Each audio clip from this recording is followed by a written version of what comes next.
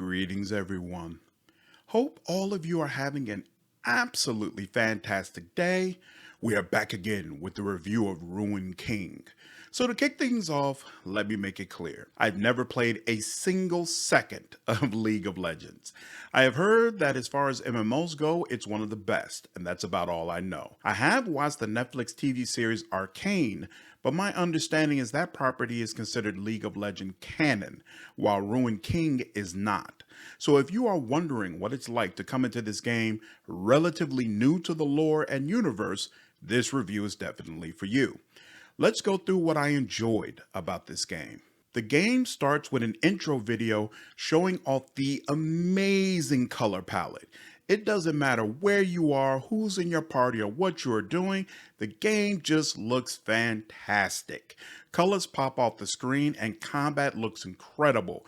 Looking at trailers, I thought the cartoony design would wear on me after a few hours, but nope, it was great the whole time. Ruined King has the kind of graphics that pull you into every scene and make the overall experience so much more enjoyable. I did not expect the slow pacing during the first few hours of the game.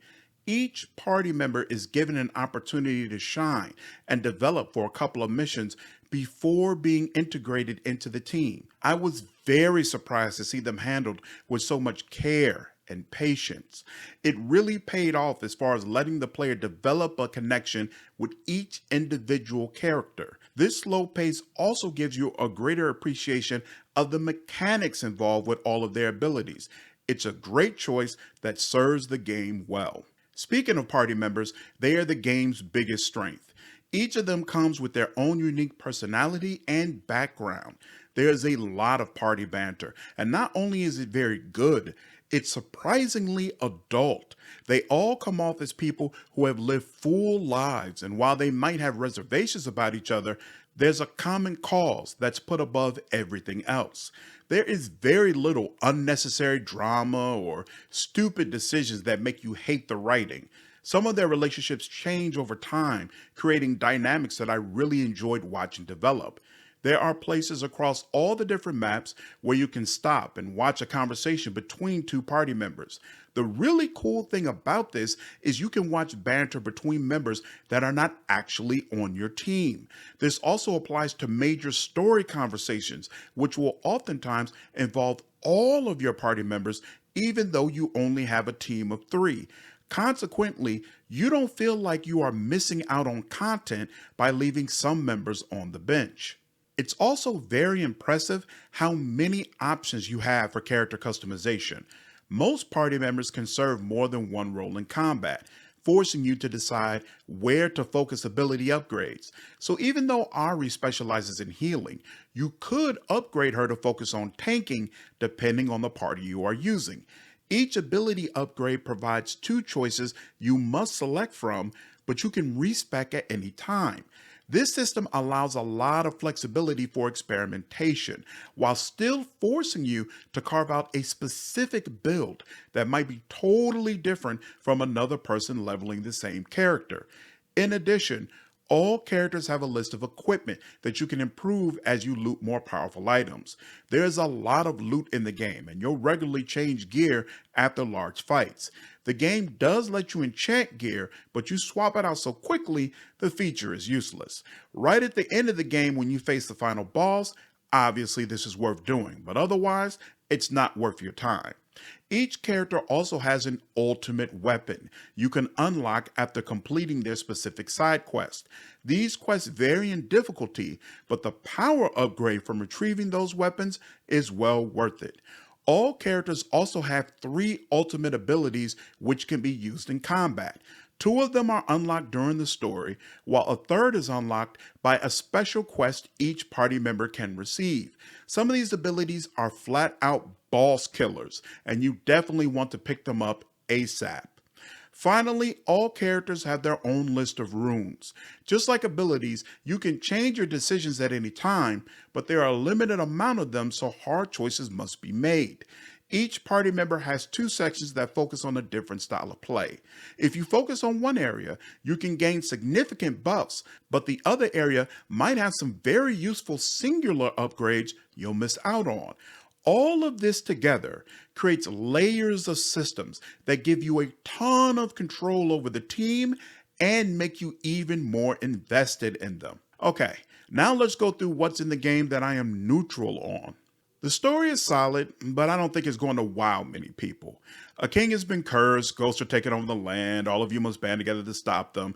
There's some twist here and there, but for the most part, I found the main plot formulaic. It's the party members and their perspective on what's happening that brings you back again and again. Combat is a lot of fun, and for the most part, a strong point of the game. Honestly, it gives me a Final Fantasy vibe, which I enjoy since I play a lot of those games. As you walk around in the maps, you'll see enemies that block your path. All characters have a dungeon ability that will trigger a specific buff in combat if you are able to hit one of these enemies with it.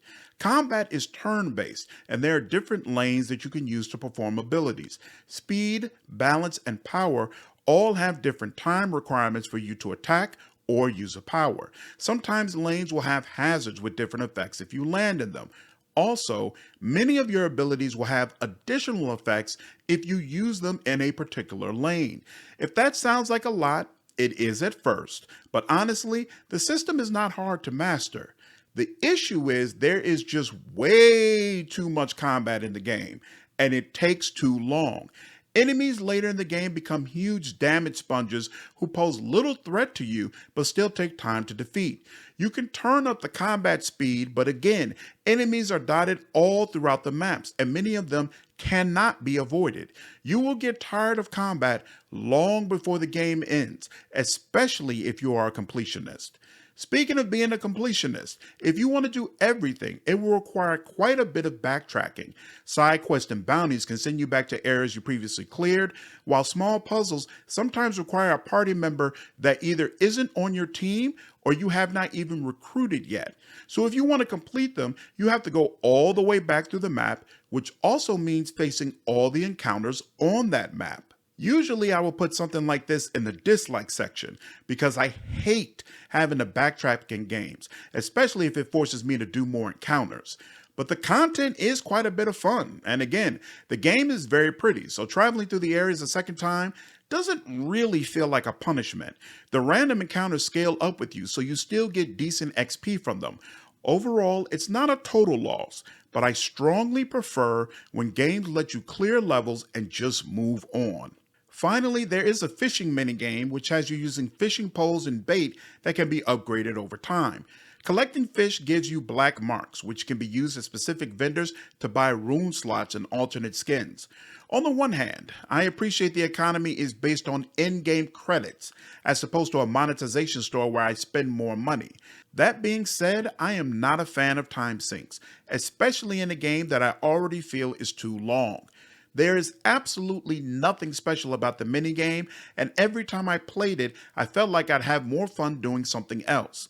This is the only way to get black marks, so if you want the alternate skins, you'll have to do quite a bit of fishing. I would prefer developers either come up with a quality minigame or just let us play the other content. Quick note before we get into what I didn't like about the game. If you enjoyed this video, I would appreciate you hitting the like button. This information tells me which content the channel is enjoying and helps my videos spread to more people. I really appreciate all of the support. Alright, now let's dig into what I didn't like about this game, and honestly, it's just one thing. As I have alluded to before, the game is too long.